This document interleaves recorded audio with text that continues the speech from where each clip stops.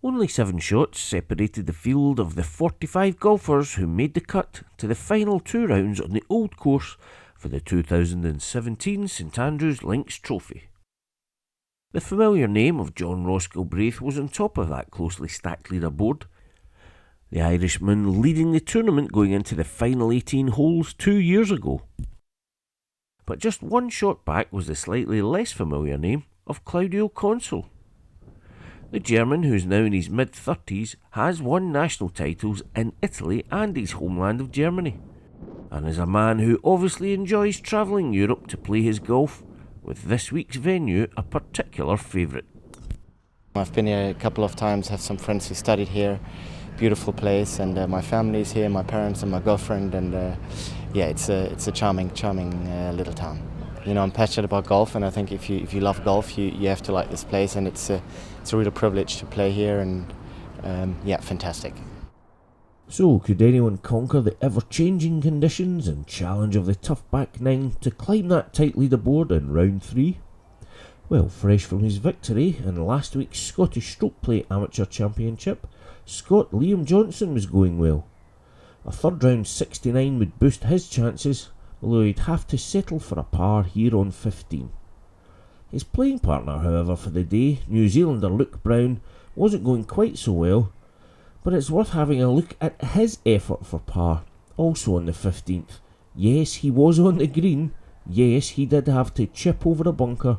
Such are the challenges of the massive shared greens here on the Old Course. So could he sink his putt for a 2-putt or an up and down? Not sure quite how we class that, but a great par. The Kiwi would finish the day tied 24th.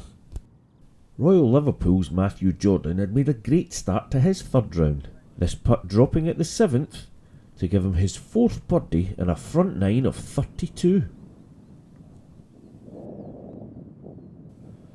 Claudio Consol would also birdie the 7th, but after a 71 in round 3, his challenge would finally fade in round 4, and he would also finish the day tied 24th. The best third round score belonged to Englishman Bailey Gill. Having to settle for a par here on the last, he still managed a 4 under 68, putting him right in contention. He couldn't match that form in his afternoon round though. He was tied 10th at the end of the day's play.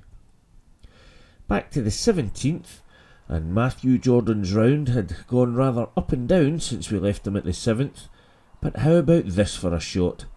After a drive on 17, skirting all the way over the hotel and landing in the rough, he produced this, one of the best shots of the tournament, and only a couple of inches away from a phenomenal Eagle 2 at one of the toughest par 4s in the world of golf. Out alongside Jordan was the big-hitting Argentinian Alejandro Tosti. Just a couple of shots behind the Englishman, he had this birdie putt on the 18th, which he saw in to finish his third round with a 71, and just a couple of shots behind the Englishman. Could we see a birdie finish from Jordan though? We certainly would. And he would head into the final round at 9 under par. With some of the chasing pack already teeing off for their 4th round, could anybody match that? Well, Australian Ben Ferguson was trying, a nice birdie finish from him, and he would be just 2 shots back, heading into the final 18 holes. And with the crowd watching on and the intermittent sunshine, Irishman John Ross Galbraith would also roll in a very nice birdie putt to match Jordan's total after 54 holes. 9 under going into the final 18, and it really was anybody's there for the taking. Conditions continued to change, but the wind was pretty constant into the faces and off the right of the golfers as they came down the home stretch. A nice putt again on 7 from Jordan as it was this morning. This time though it was only for a par. Another impressive front 9 though, 3 under at that point for his afternoon round. Now, the 11th is one of the toughest par 3s with that wind anywhere in the world, but Ben Ferguson made light work of it, the Australian rolling that putt home for a birdie He was mounting his challenge. 9 under for the tournament at this point, but that was still a couple of shots behind the leaders. John Ross Galbraith was keeping his head well, missing the green here on 7, but look at this for a recovery. He would see that in for a par, and it was all still very tight. The challenges come at you thick and fast here on the old course. Spare a thought for David Micheluzzi.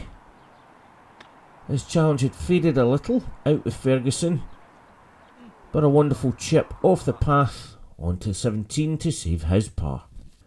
Yes, it can be hard to maintain a challenge on the old course, and I think the reaction of Todd Clements from England sums it up.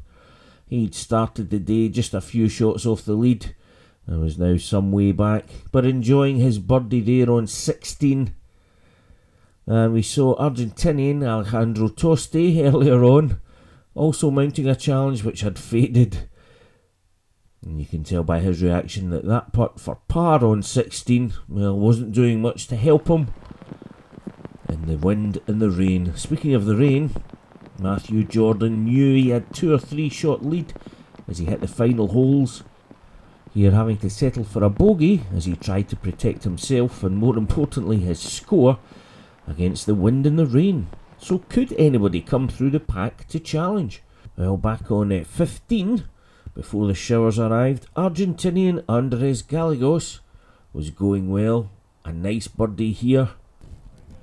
His 4th round 68 saw him finish tied 4th on 8 under par. That final total was matched by Laird Shepherd. Nobody seemed to have told Laird that the home stretch on the old course is a tough run of golf. This birdie here on 16 was his 4th in a row. He would bogey 17 though, but still nice to finish -8 and those tied 4th places.